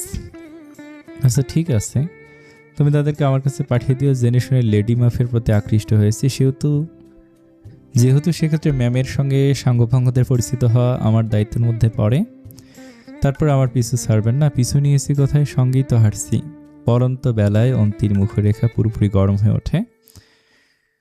ভেতরে নব্য প্রস্ফুটিত রাগগুলোকে বহু কষ্টে দমিয়ে সে নিজেকে ধাতস্থ করে। সিক্তকে ছাড়িয়ে আগে আগে পা বাড়ায় সামনে। জুতো জোড়া খুলে তুরাগ নদীর পাড় ঘেঁষে ঠান্ডা পানিতে পা ভেজায়। অস্থির মনটাকে শান্ত করতে এর চেয়ে বড় ঔষধ এই মুহূর্তে তার কাছে আর নেই। উরু বাতাসে চুলগুলো তার চোখ মুখ ছাপিয়ে যায়। বাম হাতে কানের পৃষ্ঠে গুছে রাখার কি নিরন্তর চেষ্টা। শিখতের কাছে এই অগোছলা মেয়েটাকে দেখতে ভীষণ আদুরে লাগে। কি বিশেষণে বিশেষায়িত করবে সে নিয়ে ভোগে দ্বিধাদ্বন্দ্বে। চঞ্চল চুরি পাখি যে কিনা এক মুহূর্তে স্থির থাকে না, নাকি সবুজ বনে সদ্য ফোটা বনফুল যার স্নিগ্ধতায় ধুধু প্রান্তরে হেসে ওঠে। হেই নেভিয়ান সাহেব, আপনার ছবি তোলার কোয়ালিটি মোটেই ভালো না, প্র্যাকটিস করুন। Take a few snaps. হাত বাড়ি অন্তি ফোনটা এগিয়ে দিতেই সিক্ত এসে তার নিজ হাতে নেয়। অন্তি গম্ভীর মুখে নির্দেশনা সুর টেনে টেনে বলে, মাথার বুদ্ধিগুলো একটু হাতের কাজে ব্যবহার করুন। সিক্ত নীরব বসে ক্যামেরার লেন্স ঠিকঠাক করে ধীর স্বরে জিজ্ঞেস করে, portrait mode or landscape mode? Portrait মুডে সূর্য পুরোটা ঠিকভাবে উঠবে। সূর্য অস্ত যাওয়ার মুহূর্তকালে আকাশে যাওয়া মেঘগুলোকে পঞ্জীভূত করে একের পর এক দৃশ্য ক্যামেরাবন্দি হতে থাকে। সেই সাথে যোগ হয় চঞ্চলা হরিণীর অনেকগুলো সুন্দর ছবি। একটু নিচু করুন, আপনার মতো আমি লম্বা শাল গাছ না। ছবিগুলো দেখবো কেমন হয়েছে, জানি ভালো হয়নি, তারপর দেখতে তো আপত্তি নেই। সিক্ত ফোনটা নিচু করে তার তোলা সবগুলো ছবি একে একে দেখতে থাকে। অতি গাঢ় নজর বলিয়ে ছবিগুলো দেখতে দেখতে বিস্মিত হয়ে পড়লেও মুখরেখা বিদঘুটে বানিয়ে তারপর বলে, সিক্ত গলায় বলে ওঠে, না একটা ছবি ভালো আসেনি, আপনার ছবি তোলার কোয়ালিটি আগের চেয়ে আরো বেশি খারাপ হয়েছে। ডিলিট করে দিই তাহলে। অলক্ষণে কথা উচ্চারণ হতে অন্তি সিক্তের হাত হতে ফোন টেনে ধরে। আতঙ্কে মুখ ফুটে অস্ফুট স্বরে আওয়াজ বের করে আসে তার মুখ হতে। গোল গোল চোখে তাকে বলে, এই না না না, ভালো হয়নি তো। তো কি হয়েছে? ফোনে আছে, ফোনেই থাকুক, ডিলিট করতে হবে কেন? সিক্ত নিজের হাতের ওপর অন্তির রাখা হাতের দিকে তাকিয়ে থাকে কিয়ৎক্ষণ। অতঃপর এক ঝটকায় ছন্নমতী রমণীকে টেনে নিজের বুকের সাথে জড়িয়ে নেয়। পুরুষালী ভরাট কণ্ঠে নিচু তাকিয়ে বলে, এইটুকু বাচ্চা একটা মেয়ে, এত দুষ্টু বুদ্ধি কই থেকে আসে? হ্যাঁ। শক্ত বাহুডোরে আবদ্ধ হয়ে পড়তে অন্তি এক মুহূর্ত নির্জীব হয়ে যায়। বুকের ভিতরে সেই অস্থির দোলনাটা লাগানহীনভাবে দুলতে শুরু করে। এই মানুষটা সন্নিকটে এলে কেন জানি তার সমস্ত শক্তি তেজ বচন লোপ পেয়ে যায়। ফাঁকা মাথায় উজবুকের ন্যায় চেয়ে থাকা ছাড়া আর কোনো কাজ পায় না। অদ্ভুত এক অনুভূতি এসে তাকে নিস্তেজ করে দিতে চায়, কিন্তু সে তো হার না মানা এক দুরন্ত পাখি। বন্দি দশা থেকেও নিজের দুর্বলতাকে ছাপিয়ে ওঠা তীব্র চেষ্টায় অনস্যে। বারে বারে নিজের শক্তির জানান না দিলেই কি হয়? আমার অস্বস্তি হচ্ছে, ছাড়ুন, অভ্যাস করো। আপনি অজান্তেই নিজের বিপদ ডেকে আনছেন। আমি সবসময় বিপদের মধ্যেই থাকি, নতুন করে টাকার প্রয়োজন নেই। নতুন যে বিপদটা এই মুহূর্তে আমার সাথে আছে, মেবি তাকে আমি আর ছাড়তে পারবো না। অন্তি মলিন হাসে। সিক্তের কথাগুলো শুনে নদীর পাড় হতে ভেসে আসা ঢেউ খেলাগুলোকে নিজের বুকে সঞ্চয় করে নেয় নিভৃতে। সূর্যের মুছে যাওয়া আলোতে ঠোঁট ফুঁড়ে উচ্চারণ করে, আমি ভালোবাসায় বিশ্বাসী নই। সিক্ত অন্তির মুখে চোখে লেপে থাকা এলোমেলো চুলগুলো সন্তর্পণে সরিয়ে দেয়, মাথা নিচু করে শক্ত হাতের আঁচলে স্নিগ্ধ মুখটাকে আবদ্ধ করে রেখে বলে, যারা জীবনে পরিপূর্ণ ভালোবাসার অভাব অনুভব করে তারা ভালোবাসায় বিশ্বাসী হয় না, যাদের জীবনে এই অভাবটা থাকে না তারা ভালোবাসায় চরম বিশ্বাসী হয়। সহজ একটা কথা, অথচ অন্তির বুকের ভিতর ধারালো তীরের মতো গিয়ে বেঁধে। কেঁপে ওঠে তার নেতিয়ে পড়া কায়া, দু চোখ তার অস্থির হয়ে যায় শিথিল দৃষ্টিতে তাকিয়ে থাকা লোকটার মাঝে। ছোট্ট একটা জীবনে পরিপূর্ণ ভালোবাসা তো দূরে থাক, একটুখানি ভালোবাসাটাই তো তার কপালে জোটেনি। অবিশ্বাসী না হয়ে পারে? এই অমোঘ সত্যি কথাটার মর্মার্থ শুনতে এতটা কষ্ট হচ্ছে কেন তার? I am not perfect, your soul is perfect. আমার মতো ডিসঅর্গানাইজড, লাইভলি, বিহেমিয়ান টাইপের মেয়ের সাথে একজন well disciplined, capable, adapt, sharp witted man কখনো সম্ভব না। I think it's a perfect combination. তুমি নিজের সত্তায় বেঁচে থাকো আজীবন। মাফ করুন প্লিজ। আমাকে ভালোবাসার কি আছে? সিক্ত সম্মোহনী দৃষ্টিতে অন্তের দিকে তাকায়, কণ্ঠ খাদে নামিয়ে বলে, আমি ছোট থেকে কঠিন নিয়মের মধ্যে বড় হয়েছি। ডিসিপ্লিন মেনটেন করাটা আমার রক্তে প্রবেশ করেছে, but I am so sorry, আমি এই মুহূর্তে আমার সমস্ত নিয়ম ভাঙছি টু এ ভেরি প্রেয়াস ওম্যান। ডুবে যাওয়া সূর্যের লাল আবরণ তখন আকাশ জুড়ে ছড়িয়ে ছিটিয়ে ভাসছে। নিরে ফেরা পাখিগুলো কিচিরমিচির ধ্বনিতে মুখরিত করে তুলেছে বিস্তৃত আকাশ জুড়ে। ছোট ছোট ঢেউগুলো পায়েসে ঠেকছে নিঃশব্দে। এমনই এক নিবিড়ে আচ্ছন্ন সন্ধ্যাকালীন প্রহরে ললাটের মধ্যখানিতে পুরুষালী পুরো ঠোঁটের চুমু এসে ভিড় করে অন্তির কপালে। চোখজোড়া বন্ধ করে ফেলে অনায়াসে। মেরুদণ্ড বয়ে শীতল স্রোত নেমে যায়, শরীর হয়ে ওঠে অসাড়। তোমাকে দেখলে ভালোবাসা ছাড়া অন্য কিছু আমার মাথায় আসে না, এটাই একমাত্র কারণ, এর বাহিরে আর কিছুই নাই। তোমার প্রতি অধিকার বোধের সূক্ষ্ম নমুনা হিসেবে এটা থাকলো। অতি দ্রুত তোমাকে আমি নিজের নামে লিখে নিব। নিজের কথা ও কার্য শেষ করে অন্তিকে ছেড়ে দেয় আলতো হাতে সিক্ত। নির্নিমেষ চাহনি শেষে নিজ গন্তব্যে ফেরার জন্য পিছু হাঁটে সে। সবুজ ঘাস পেরিয়ে খানিকটা দূর অতিক্রম হতে অন্তি নিঃসার দেহটাকে পুনরুজ্জীবিত করার চেষ্টা করে। জড়িয়ে আসা কণ্ঠ উন্মোচন করে জোরালো গলায় বলে, জীবনের প্রতি আমার অগাধ অতৃপ্তি। আমার দ্বারা কখনোই সম্ভব নয় সুনিপুণ মেয়ে হয়ে ওঠা যে আমাকে ভালোবাসবে। দিন শেষে সে কষ্ট ছাড়া কিছুই পাবে না, কারণ আমি কিছুই না জানা একটা মেয়ে। সিক্ত দুহাত পকেটে ঠেলে পিছু ঘুরে তাকায়, মুচকি হেসে শীতল কণ্ঠে বলে, আপনাকে ভালোবাসাটা আমার জীবনে নেয়া সেরা সিদ্ধান্ত। We are my most beautiful reality. সম্পূর্ণ বিপরীতমুখী একটা মানুষের মুখে ভালোবাসার বিশদ বর্ণনায় অতিষ্ঠ হয়ে ওঠে সে। না চাইতেও বুকের ভিতরে সে ব্যথা অনুভব করে কোনো কিছুর জন্য। অদূরে রাস্তায় গাড়ির হেডলাইটের আলো জ্বলে ওঠে। গাড়ির চাকা ইউটার্ন নিতে থাকে ফিরতি পথে প্রস্থান নেওয়ার জন্য। খানিকটা সময়ের ব্যবধানে নেভিয়ান সাহেব চোখের আড়াল হতে চক্ষু যুগল সরিয়ে আনে অন্তি। সেখান হতে নদীর অভিমুখে ঘুরে ভঙ্গুর চিত্তে বসে পড়ে সে ভেজা বালির ওপর। কপালে লেগে থাকা কারো ঠোঁটের স্পর্শে আপনা আপনি হাত চলে যায়।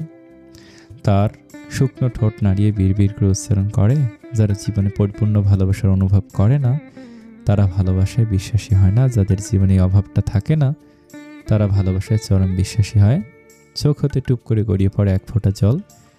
আধার রাতে চপলমতি নারী বসে ভাবে, এই একটা জিনিসের অভাব তাকে কি নিদারুণ জ্বালা জ্বালিয়ে এসেছে এতকাল, যার কারণে বিশ্বাস পর্যন্ত হারিয়ে বসেছিল। আস্থায় নিবিড় স্পর্শে কি হারানো ভালোবাসার প্রত্যাবর্তনের কোনো সুযোগ আছে, নাকি আবারও ঠকে যাওয়ার ভয় আছে?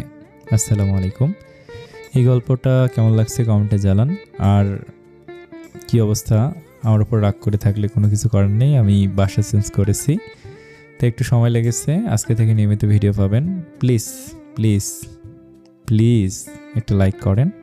অবশ্যই লাইক করতে হবে, কারণ কালকে ভিডিও দেই নেই। আজকে লাইক না করলে কি মানে বুঝবো আপনারা আমাকে মনে রেখেছেন। আসসালামু আলাইকুম।